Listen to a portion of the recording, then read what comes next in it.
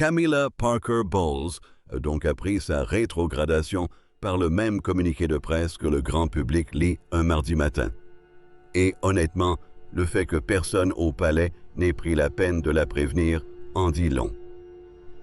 Oublions un instant les titres et les patronages.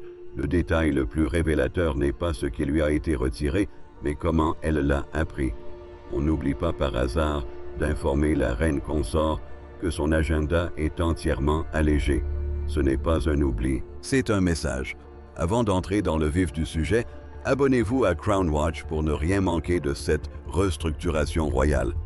Cela prend 2 secondes et c'est un vrai coup de pouce pour la chaîne. Revenons à Camilla. Châtier, j'ai 75 ans, aurait-elle déclaré au personnel. Et je ne me souviens pas avoir vu qui que ce soit d'autre que la reine. Cette phrase en dit long sur son état d'esprit actuel. Elle a passé des décennies à évoluer au sein de cette institution, à survivre à la haine du public, aux accusations de briseuse de ménage, à vivre dans l'ombre de la princesse Diana, et elle a accompli tout cela grâce à une stratégie à long terme. Elle a attendu, elle a persévéré. Elle n'a jamais accordé de grandes interviews. Elle n'a jamais tenté de redorer son image par une campagne de relations publiques intensive. Elle est simplement restée discrète proche de Charles et a laissé le temps faire son œuvre. Et ça a fonctionné. Au moment où Charles accéda au trône en 2022. Camilla, autrefois, la femme la plus détestée de Grande-Bretagne, était devenue reine consort, bénéficiant du respect discret de la reine Elizabeth II elle-même, qui reconnaissait apparemment qu'elle avait su s'adapter à ce rôle. Dès lors passée de ce statut, après des décennies de stratégie mûrement réfléchie, enfin couronnée de succès, à l'annonce, par un communiqué de presse, de la suppression de ses responsabilités, la réattribution de ses parrainages, de son absence des calendriers de visite d'État sans que personne n'ait jugé bon de la prévenir, n'est pas une restructuration, mais un avis d'expulsion déguisé en formule diplomatique. Le communiqué officiel du palais employait tous les termes appropriés: rationalisation, réorganisation des fonctions, efficacité accrue, modernisation. Mais les observateurs royaux ont immédiatement remarqué ce qui manquait. Le KNOM de Camilla était absent des principales fonctions d'État, des briefings diplomatiques et du calendrier des événements importants à venir. Plusieurs de ces parrainages de longue date avaient été discrètement réattribués, certains à Kate, d'autres à des personnalités plus jeunes et plus récentes. Les événements qu'elle avait présidés pendant plus de 10 ans ont été soit rebaptisés, soit purement et simplement annulés. Et selon des sources internes à Clarence House, Camilla a appris la nouvelle, comme nous tous, par un communiqué de presse. Les membres du personnel ont décrit sa réaction comme volcanique. Selon un courtisan, elle se serait exclamée « Après tout ce que j'ai fait, il fait ça ».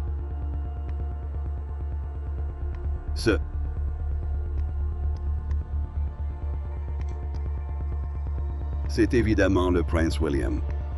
C'est là que les choses deviennent intéressantes, car il ne s'agissait pas d'une décision soudaine prise au dépourvu. Le document de restructuration circulait en interne depuis des mois.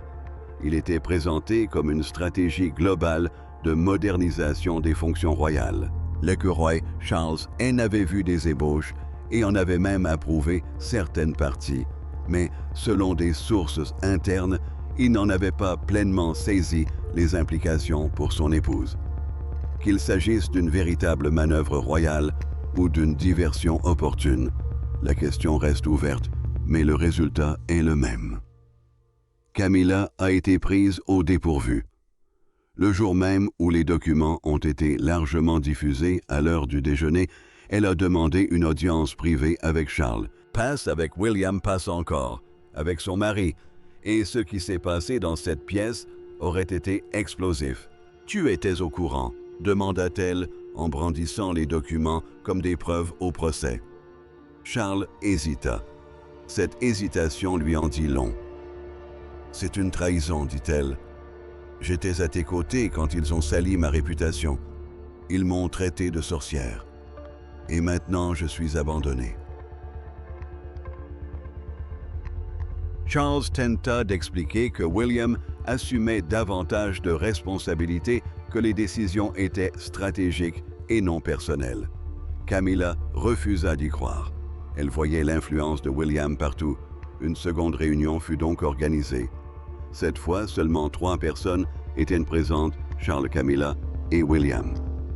D'après les témoignages, Camilla entra avec une détermination glaciale. Elle n'allait pas supplier, elle allait confronter. « Vous me privez de mes responsabilités ?» lança-t-elle à William. « Fessez des responsabilités non héritées, non acquises par mariage, mais méritées. » William ne broncha pas. Il parla doucement mais fermement. « Il s'agit de l'avenir, Camilla. Le peuple souhaitait une monarchie qui représente la génération future. Je m'y prépare. Il ne s'agit pas de vous punir, mais de clarté. » C'est que... Or, ce mot « clarté » est révélateur. Lorsque les conseillers de William parlent de clarté, ils font référence à quelque chose de très précis, une monarchie saine, jeune et irréprochable. Une monarchie où chaque visage représente l'image de Marc et Camilla, avec son passé trouble, ses liens familiaux recomposés et des décennies de scandales médiatiques, ne correspond pas à l'image que William souhaite donner. Une source royale l'a exprimé plus crûment. William considère la monarchie comme une entreprise. Chaque visage représente la marque. Il la veut propre, jeune et sans scandale. Camilla ne correspond pas à cette image. Ce n'est pas une question de manque de respect, mais de contrôle. La vision de William pour la monarchie est d'un pragmatisme implacable. Il est conscient de l'importance des médias modernes. Il comprend la nécessité de communiquer avec les jeunes générations et sait que l'avenir de la couronne est déterminé par sa survie et non par les sentiments. Aussi, lorsque Camilla lui a dit « Vous n'êtes pas encore roi, et si vous pensez que je partirai sans faire de vagues, vous ne me comprenez pas du tout », elle ne cherchait pas à dramatiser. Elle décrivait la situation dans son ensemble. William n'est pas encore roi, Charles règne toujours, mais ce dernier, de l'avis de plusieurs témoins, a assisté à cette réunion pâle, épuisée et en proie à un profond conflit intérieur. Certains conseillers ont ensuite murmuré qu'il semblait avoir perdu le contrôle de sa propre cour. La réunion s'est terminée sans résolution, sans excuse, sans annulation de la restructuration. Camilla est sortie la première furieuse. William est parti ensuite, impassible. Dès après, un membre du personnel du palais Charles est resté seul dans la pièce pendant environ 1 heure. C'était le jour où le trône s'est fissuré, a-t-il expliqué. Non pas publiquement, mais à huis clos, on le sentait. Pour comprendre pourquoi cela a autant affecté Camilla, il faut comprendre ce qu'elle a réellement construit au cours des 50 dernières années. Camilla Rosemary Shand n'avait jamais envisagé de porter une couronne. Elle n'était pas faite pour ça. Pas de sang royal, pas de pedigree, à la hauteur des Windsor, aucune formation aux médias. Pendant la majeure partie de sa vie, elle fut la femme que la monarchie aurait souhaité voir disparaître. Elle rencontra Charles dans les années 1970, bien avant Diana, bien avant le scandale. Ils se lièrent d'amitié immédiatement, mais l'establishment avait d'autres projets. Elle était jugée inadaptée, trop expérimentée, trop indépendante, trop affirmée. Charles fut donc incité à choisir une épouse plus convenable. Cette épouse fut Lady Diana Spencer. Ce qui suivit fut un triangle amoureux si notoire qu'il éclipsa pratiquement tous les récits royaux pendant des décennies. Camilla était la méchante, l'autre femme, la maîtresse, la briseuse de contes de fées. Traquée par les paparazzi, harcelée, dans les journaux publiquement humiliée, elle est restée silencieuse dans l'ombre pendant des années, tandis que le monde la déchirait. Mais Camilla n'était pas faible, elle était patiente. Alors que le mariage de Diana avec Charles se détériorait et que la vérité sur Camilla et le prince de Galles se dévoilait, un phénomène remarquable s'est produit. Camilla s'est adaptée au lieu de s'effondrer. Elle n'a pas recherché la notoriété, n'a pas accordé d'interviews, n'a pas tenté de redorer son image par le sensationnalisme et de la célébrité. Elle est restée discrète, sereine et proche de Charles, et le public s'est peu à peu adouci. Non pas du jour au lendemain, non pas facilement, mais avec constance. Par ses actions caritatives, sa modestie et son refus de répondre à la violence. Par la violence, Camilla a reconstruit son histoire non par les mots, mais par les actes. Lorsqu'elle a finalement épousé Charles en 2005, la réaction du public fut prudente, mais non hostile. Elle a reçu le titre de duchesse de Cornouailles, évitant délibérément celui de princesse de Galles, devenue indissociable de Diana. Ce choix, à lui seul, témoignait de sa grande finesse politique. Elle savait parfaitement comment influencer l'opinion publique. Derrière les portes du palais, son influence grandissait. Elle devint l'une des conseillères les plus précieuses de Charles.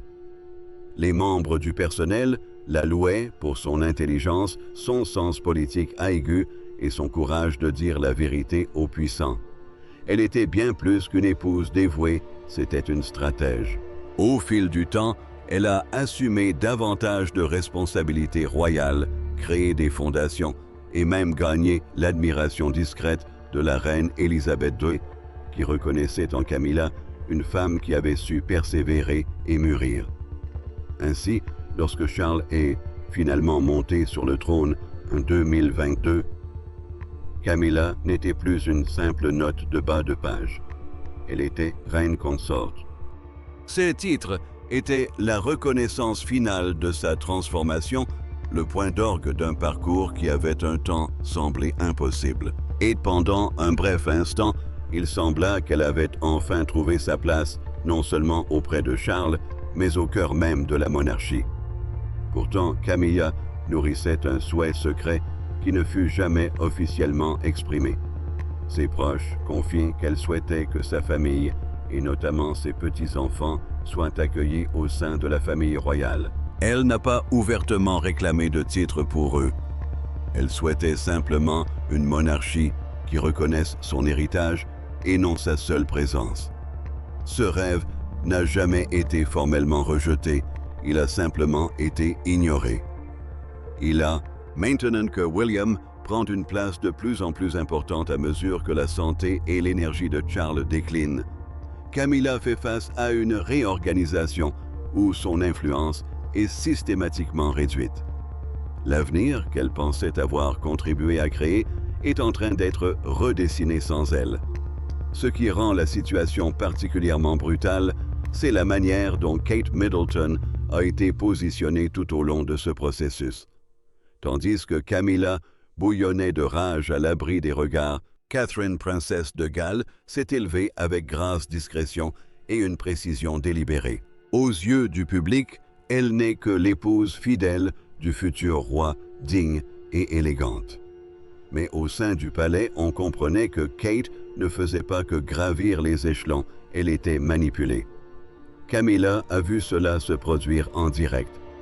Pendant des années, elle avait tenu Kate à distance, observant la situation. Son ascension de roturière à duchesse puis à princesse, toujours sereine, toujours populaire, sans jamais remettre en cause la position de Camilla en tant que reine consorte.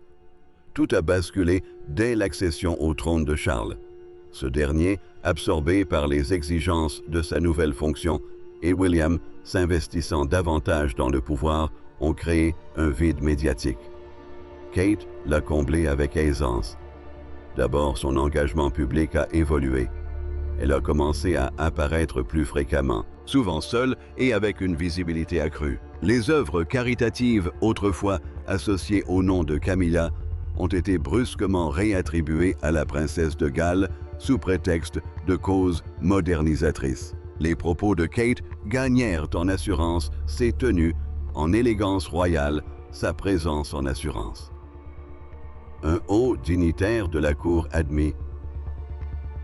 Kate dégage une énergie nouvelle. Ce n'est pas un hasard. Chaque photo, chaque commentaire, chaque événement est orchestré. Elle est mise en avant. La presse l'a remarqué aussi. Les gros titres sont passés de « La reine Camilla assiste » à « La princesse Kate en vedette ». Ce n'était plus subtil. Le discours était en train de changer. Camilla perdait non seulement ses fonctions, mais aussi sa place sous les projecteurs. Le plus douloureux pour Camilla n'était même pas le succès de Kate, mais plutôt le fait que William semblait le favoriser. Il veillait à ce que Kate soit au centre de l'attention lors des réunions officielles et lui confiait des responsabilités importantes. Chaque geste public du couple, qu'il s'agisse de se tenir la main ou d'apparitions coordonnées, véhiculait une image d'unité de jeunesse et de force. Giles incarnait l'avenir de la monarchie et Camilla avait le sentiment qu'il l'effaçait du présent. Pire encore, des rumeurs circulaient parmi le personnel, les conseillers et même dans les médias selon lesquels William considérait Kate et non Camilla comme la véritable reine en devenir non pas encore de titre, mais par le symbolisme, le pouvoir et l'influence. L'implication était claire. Lorsque Charles abdiquera, quel que soit le moment où cela arrivera, le public imaginera déjà Kate dans ce rôle. Camilla ne sera plus qu'une simple note de bas de page, un vestige de l'ancienne époque.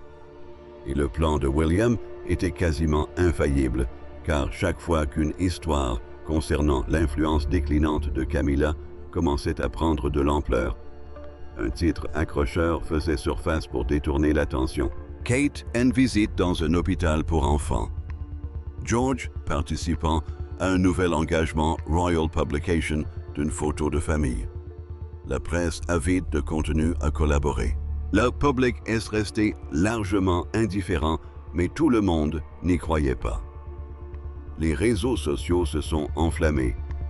Les observateurs royaux ont scruté les profils modifiés sur les sites web du palais, remarquant l'absence de Camilla dans des sections importantes. Des internautes ont mené l'enquête sur les événements annulés. Sur Twitter, les discussions allaient bon train face à ce changement soudain de visibilité. Des vidéos TikTok montrant Camilla au premier plan l'année précédente contrastaient fortement avec son absence quasi totale. Désormais, les médias officiels restaient muets. C'était une véritable guerre de l'information et William semblait l'emporter, jusqu'à ce qu'une ultime fuite vienne tout bouleverser. Un conseiller du palais, resté anonyme, a confié à un grand quotidien dominical que Camilla avait confronté Charles en larmes, exigeant de savoir pourquoi elle était exclue du cercle restreint. L'affaire a fait grand bruit, non pas par son côté sensationnel, mais parce qu'elle confirmait ce que beaucoup soupçonnaient déjà. La reine consort n'avait pas cédé à la pression, elle avait été mise à l'écart. Dès lors, le voile de silence s'est brisé. Les commentateurs ont commencé à poser de vraies questions. Pourquoi Camilla n'a-t-elle pas assisté au banquet d'État? Pourquoi Kate a-t-elle monopolisé l'attention lors de tant de ses apparitions publiques? Pourquoi le palais a-t-il refusé de s'exprimer sur ces questions? La famille royale, si soucieuse de préserver son unité, était une fois de plus confrontée à des rumeurs de dissensions internes. Mais cette fois-ci, Diana n'était pas au cœur du problème. C'était Camilla. Alors, où cela l'amène-t-il désormais? Officiellement, elle demeure reine consorte. Le titre est toujours là, mais dans les faits, elle n'est plus qu'une ombre témoin impuissante de la transformation en temps réel, sans qu'elle puisse y contribuer de l'institution qu'elle a contribué à préserver. Aucun communiqué de presse n'a annoncé sa destitution, aucun décret royal ne l'a déchu de ses honneurs, mais les signes sont indéniables. Son absence des événements importants, la disparition de son nom des comptes rendus officiels. Kate, qui s'appropriait progressivement son rôle. Et le pire, c'est que cette controverse n'est pas alimentée par l'indignation publique, mais qu'il s'agit d'un plan de transformation lent et délibéré, orchestré de l'intérieur par William, cautionné par le silence et dissimulé par la diversion médiatique. Camilla se sent profondément trahie. Non pas parce qu'elle convoitait le pouvoir, mais parce qu'elle croyait sincèrement avoir mérité sa place. Elle est restée aux côtés de Charles durant ses moments les plus difficiles.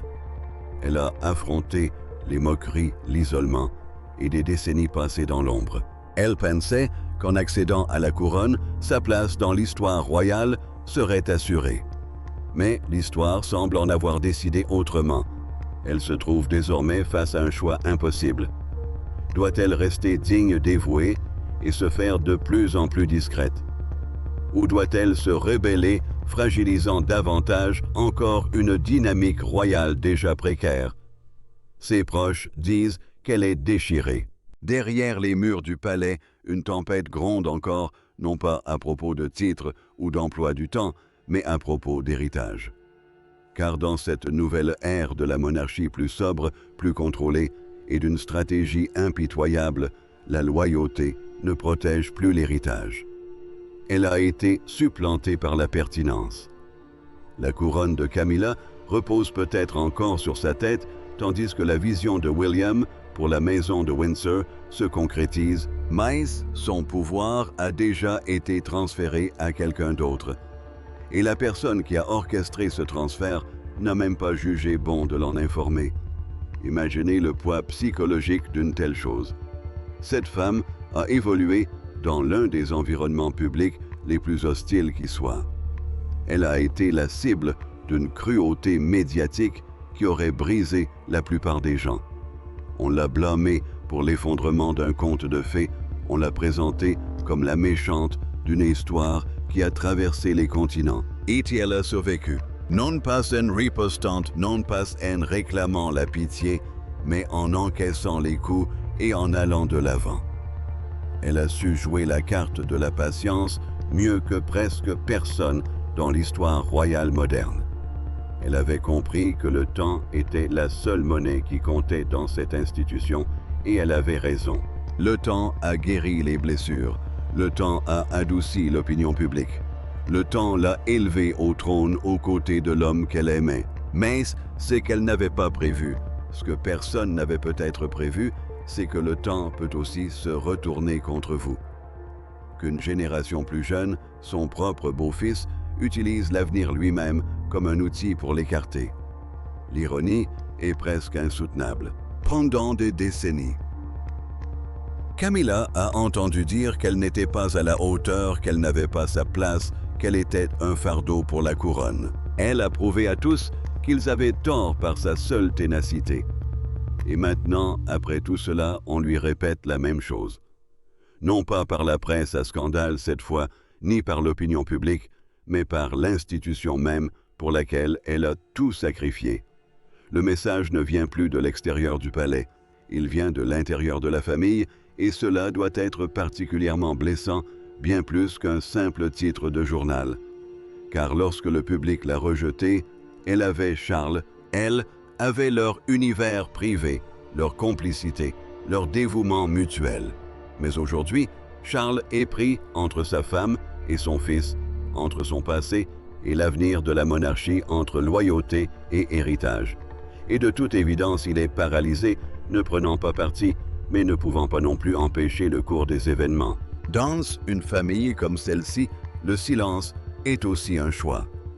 Ce qui rend la situation encore plus complexe, c'est le cas d'Harry. Car pendant que tout cela se déroule, le spectre du cadet plane en arrière-plan. Harry, qui a quitté l'institution qui l'a critiqué ouvertement, qui a écrit des mémoires révélant ses rouages internes, demeure un rappel constant de ce qui arrive lorsque les membres d'une famille sont poussés à bout. Camilla n'est pas Harry. Elle ne va pas s'asseoir avec Oprah ni publier un livre de révélation. Ce n'est pas son genre, mais le palais doit être conscient que la mettre au pied du mur comporte des risques. Elle sait où sont les cadavres au sens figuré. Elle est au cœur du système depuis des décennies. Elle a été témoin de décisions, de conversations et de compromis que le public n'a jamais imaginés.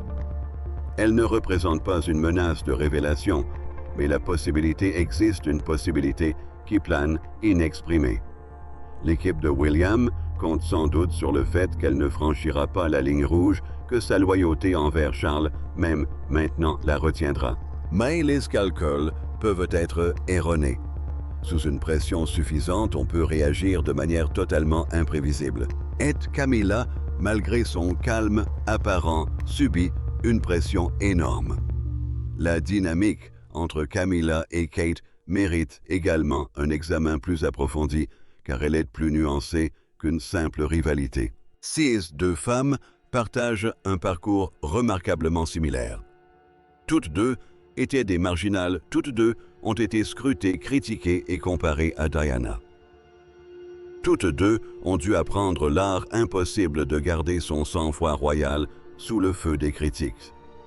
Dans un autre contexte, elles auraient pu être alliées, voire amies, mais la structure de la monarchie ne permet pas ce genre de solidarité. L'institution est une hiérarchie, non une sororité.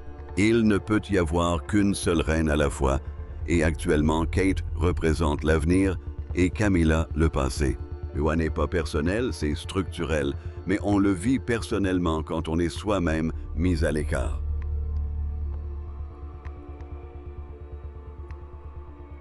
On le vit personnellement quand on voit son patronage confié à une femme plus jeune.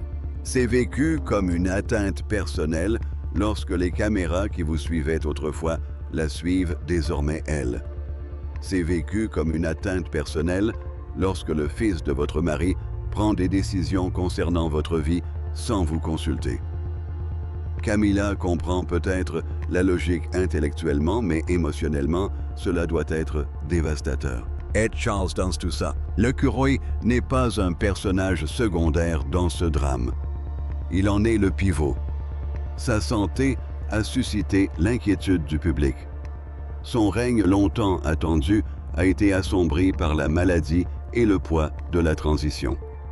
Il a attendu plus longtemps que tout autre héritier dans l'histoire britannique pour accéder au trône, et maintenant qu'il y est, il voit son influence se reporter discrètement sur son fils. C'est l'ordre naturel de la monarchie, bien sûr. L'héritier se prépare, le roi finit par se retirer, mais il y a une différence entre une transition progressive et une mise à l'écart soudaine. Charles a peut-être approuvé la restructuration en principe, mais a-t-il compris l'impact que cela aurait sur sa femme? A-t-il anticipé les répercussions émotionnelles? A-t-il considéré que Camilla, plus que quiconque, méritait une discussion et non un communiqué de presse? Le fait qu'elle ait dû le confronter, qu'elle ait dû exiger des réponses, laisse penser que la communication au sein de cette famille est plus que jamais rompue.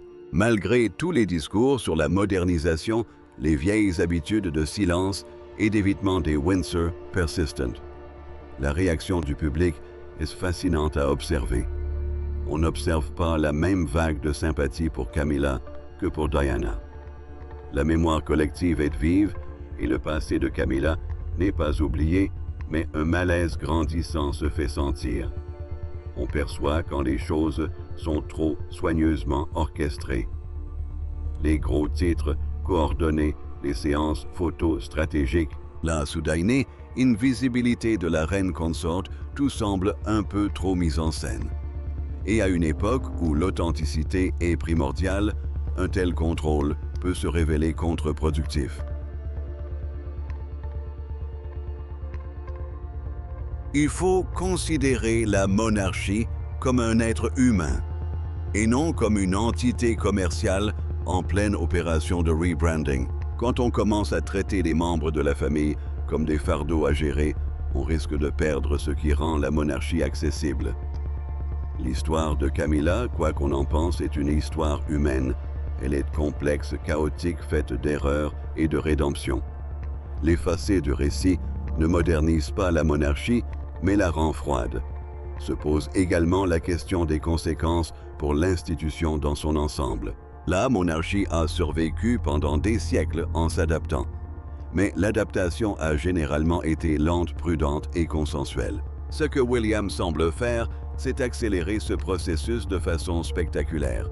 Il n'attend pas que son père se retire. Il n'attend pas que l'opinion publique évolue naturellement.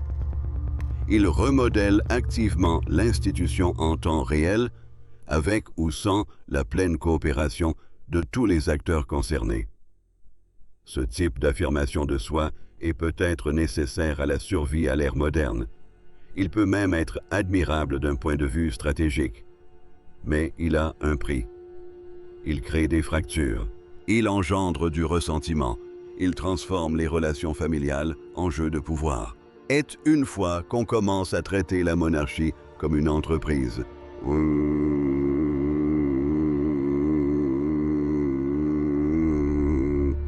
Il faut accepter que les entreprises ne fonctionnent pas grâce à la loyauté, mais grâce à l'utilité. Camilla n'a plus aucune utilité aux yeux de William. C'est une façon brutale de traiter une belle-mère qui a soutenu son père pendant un demi-siècle. Mais William, de la vie générale, n'est pas sentimental. Il a vu sa mère détruite par cette institution. Il ne laissera pas ses sentiments obscurcir son jugement quant à la manière de la protéger. La question est maintenant de savoir ce que Camilla va faire. Elle a des options, mais aucune n'est idéale. Elle peut accepter son rôle amoindri et se retirer discrètement, assistant à quelques événements occasionnels, souriant aux photographes, jouant le rôle de l'épouse dévouée jusqu'au bout. C'est la voie de la facilité. Elle préserve sa dignité. Elle évite les conflits. Elle permet à Charles de conserver la paix qui lui reste durant ces dernières années. Mais cela signifie aussi accepter la défaite. Cela signifie voir son héritage s'effacer de son vivant. Cela signifie savoir que tout ce qu'elle a construit ne sera plus qu'une simple note de bas de page. Pour quelqu'un d'aussi fier et résilient que Camilla, c'est une pilule amère à avaler. Elle peut aussi riposter. Elle peut exiger un rôle plus visible. Elle peut user de son influence auprès de Charles pour défendre ses intérêts. Elle peut affirmer clairement qu'elle ne se laissera pas écarter sans se battre. Mais cette voie est semée d'embûches. Elle la met directement en conflit avec William, le futur roi. Elle fait la une des journaux, ce que le palais ne peut contrôler. Elle met à rude épreuve sa relation avec Charles, déjà pris dans une situation inextricable. Et elle risque de retourner à nouveau l'opinion publique contre elle, car le public a tendance à soutenir la jeunesse et l'avenir, et non l'épouse d'un roi vieillissant déjà fragilisé. Camilla le sait. Elle est trop consciente des enjeux politiques pour ne pas voir le piège dans lequel elle est tombée. Chacun de ses gestes sera scruté, critiqué et utilisé contre elle. Le silence équivaut à la capitulation. La résistance est synonyme d'autodestruction. Elle est prise au piège entre deux issues inextricables et celui qui l'y a placé n'est autre que son propre beau-fils. Il existe une troisième possibilité, une possibilité que personne au palais ne souhaite envisager. Camilla pourrait tout simplement se retirer. Pas officiellement, pas de façon spectaculaire, mais concrètement. Elle pourrait passer plus de temps dans sa résidence privée. Elle pourrait réduire ses engagements publics de son propre chef, non pas parce qu'on le lui a demandé, mais parce qu'elle est lasse de se battre. Elle pourrait choisir la paix plutôt que la notoriété. Pour une femme qui a passé toute sa vie adulte sous le feu des projecteurs, l'attrait d'une vie tranquille doit être immense. Plus de briefings, plus de réunions stratégiques, plus de voir son nom disparaître des agendas. Enfin, la vie privée, la famille et les plaisirs simples qu'elle savourait avant que la couronne n'accapare tout. Mais ce serait aussi une forme d'échec. Camilla Chand n'a pas survécu à 50 ans de lutte intestine au sein de la monarchie pour finalement se retirer discrètement. Quoi qu'elle décide une chose, et sur l'air où Camilla occupait une place centrale, est révolue. La restructuration a eu lieu. Les patronages ont été redistribués. Les projecteurs se sont braqués sur elle. L'avenir appartient à William et Kate et ils n'attendent pas d'autorisation pour le revendiquer. L'histoire de Camilla n'est pas terminée. Elle est toujours là. Elle est toujours reine consort. Elle conserve ses relations, son influence et une connaissance approfondie des institutions depuis des décennies. Mais le récit a changé. Elle n'est plus la protagoniste. Elle est un personnage secondaire dans le règne d'un autre. Et pour une femme qui s'est tant battue pour être vue, respectée, reconnue, c'est peut-être la chose la plus difficile à accepter. Non pas la perte de pouvoir, mais la perte d'influence. Le sentiment qu'après tout ce qu'elle a enduré, après toute cette attente, ce silence et cette stratégie mûrement réfléchie, l'histoire a continué sans elle. Et les auteurs du chapitre suivant n'ont même pas pensé qu'elle méritait un téléphone.